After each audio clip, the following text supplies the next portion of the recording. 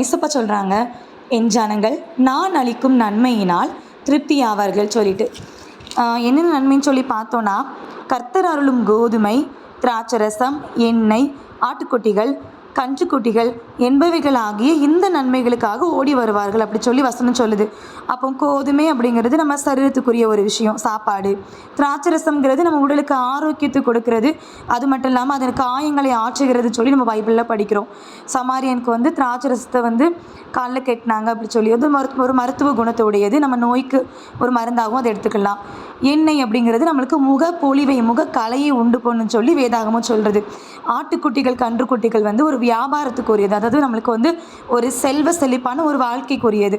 அப்போ எல்லா விதமான ஆசீர்வாதங்களையும் யார் தருவார் அப்படின்னா ஆண்டவர் தராங்களா. அதான் அந்த வசனம் சொல்லுது, என் ஜனங்கள் நான் அளிக்கும் நன்மையினால் திருப்தி ஆவார்கள். ஸோ டோன்ட் வரி, நம்மளுக்கு என்னென்ன நன்மைகள் வேணுமோ அதை ஏற்ற நேரத்தில் ஏசப்பா கொடுத்துக்கிட்டே இருப்பாங்க. ஒன்றே ஒன்று, பிலீவ் காட். ஏசப்பாவை நம்புங்க, அவர் தருவார், நன்மையானதை தருவார்.